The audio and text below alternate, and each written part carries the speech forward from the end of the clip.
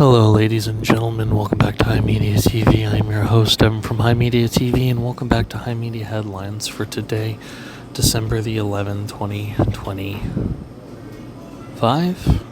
6? I don't know. Time has no meaning. So, Todd Howard, my beloved, king among kings of us jank Bethesda D1, Bethesda fanboy deep throaters, has done it again. It's Skyrim all the way down, folks. He's released Skyrim again.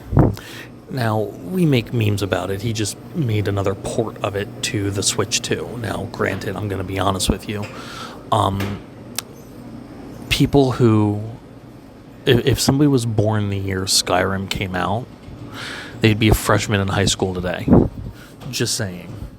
Frankly, we don't really have that much in the way of knowledge when The Elder Scrolls 6 is going to come out. I think that I'd probably say either sometime between 2028 as the earliest and 2030 as the latest.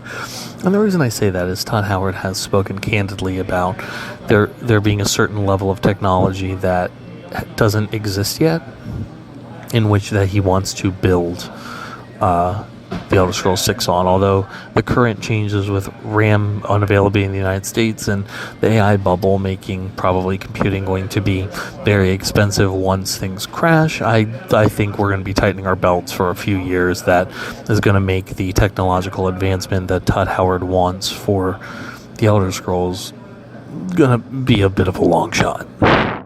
That being said, the current state of Skyrim modding is pretty awesome. I mean, that being said, like the occasional update or patch or whatever that Bethesda randomly decides to do doesn't really help. I do kind of wish there was some level of versioning within the Elder Scrolls and Fallout games that allowed us to sort of similar to Minecraft, to just have things locked at certain version numbers, and the community agrees this is the version number where these types of mods are and all that stuff.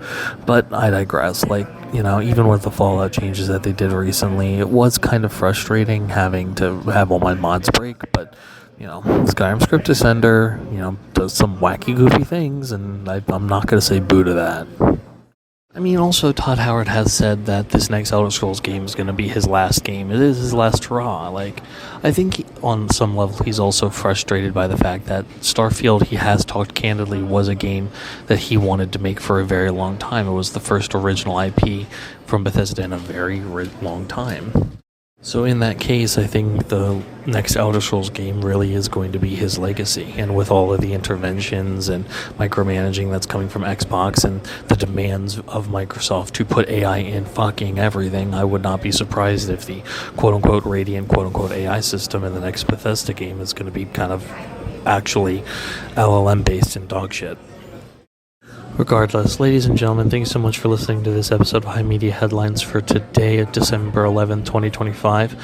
Tonight is going to be the Game Awards. We're going to probably be streaming those, most likely, but maybe not. Who knows? I might go over to a lady friend's house instead. I don't fucking know.